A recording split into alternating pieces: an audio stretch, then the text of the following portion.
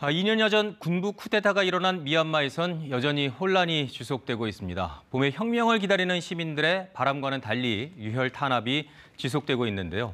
국제사회는 무기력한 가운데 군정 세력은 장기 집권의 수순을 밟고 있습니다. 현재 양곤대학교에서 박사과정 중인 부산 외대 미얀마학과 현기용 특임교수와 함께 쿠데타 2년 미얀마 상황을 자세히 알아보겠습니다. 양곤에서 최근 잠시 귀국하셨는데요. 쿠데타가 일어난 지 2년이 지났는데 현지 상황 먼저 전해주시죠. 네, 안녕하세요. 지난 2월 1일은 미얀마 신군부 쿠데타 2주년 되는 날이었습니다. 현재 미얀마에서 경제적 의존도가 높고 인구가 10만 명 이상인 도시는 군부 통제하에 있지만 이를 제외한 지역인 산악이나 변방 지역에서는 군부와 민주 진영 간 교전이 지속되는 상황입니다.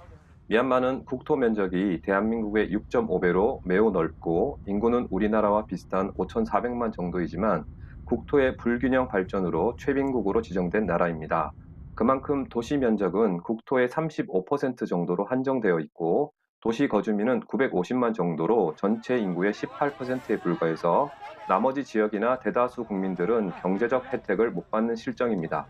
현재 반군부 민주 진영 세력인 국민통합정부와 시민방위군은 도시를 제외한 이들 나머지 지역에서 무장 저항을 전개하고 있고 그러고 있지만 외부 세계의 지원을 충분하게 받지 못하는 상황에서 여전히 어려움을 겪고 있습니다. 이에 며칠 전 2월 1일 미얀마 전국에서 국민들은 군부의 집권을 반대하는 침묵 시위를 전개했는데요. 2주년을 기념하는 만큼 직접 군부에 맞서지 못하지만 군부를 반대하는 의미의 침묵 시위로 군부에서도 이러한 상황을 외면하지는 못하고 있는 것 같습니다. 네. 피로 물든 2년이라고도 얘기를 하는데요. 그동안 민간인 구금과 사망자 발생 등 희생이 정말 많았죠. 네, 현재 미얀마 정치범 지원협회 자료를 인용하면 현재까지 사망한 민간인 수는 2,950여 명, 그리고 구금된 민간인은 13,800여 명으로 집계됩니다. 하지만 이는 공식적으로 확인된 숫자에 불구하고 여전히 교전 중인 지역에서 민간인을 대상으로 한 공습과 탄압이 지속 중이기 때문에 희생자는 계속 늘어날 것으로 전망됩니다. 네, 최빈국이라고 말씀을 하셨는데요. 경제 상황은 그간 더욱더 심각해졌죠. 난민도 속출하면서 국내에도 미얀마 난민들이 있는 걸로 알고 있는데요. 네, 2021년 코로나 대유행 기간으로 내부적 타격을 입은 상황에서 발생한 쿠데타의 영향이 경제 전반에 직격탄을 날리면서 환율 및 유가, 물가 모두 2배 이상 뛰는 사상 초유의 사태로 이어졌습니다. 또한 실업자 급등 등 생계에도 큰 타격을 주면서 범죄가 급속도로 증가하고 국민들의 삶은 나락으로 추락했고 군부의 탄압을 피해 국경이나 해외로 빠져나가는 인원도 증가하는 상황입니다. 외국으로 국민들이 빠져나가는 것을 막기 위해 지난 1월부터는 여권 발급을 중단하는 사태까지 발생했습니다. 네, 조금은 조심스러운 얘기인데요. 우크라이나 상황과 비교가 되면서 국제사회가 무기력하다는 비판 어떻게 보고 계신가요?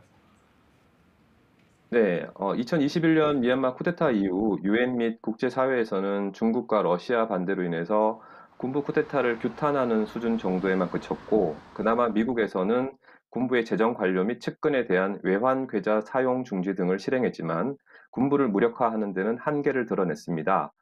그리고 한 가지 중요한 점으로 미얀마는 1948년 영국으로부터 독립 이후 지속적으로 중립 외교 정책을 표방해 왔지만 2022년 2월 러시아의 우크라이나 침공 이후 러시아 침공을 공식적으로 지지하게 되면서 현재 러시아로부터 군수 물자 및 석유와 경제적 지원을 받고 이로 인해서 군부 체제를 유지하는 데 큰 도움을 받고 있는 상황입니다.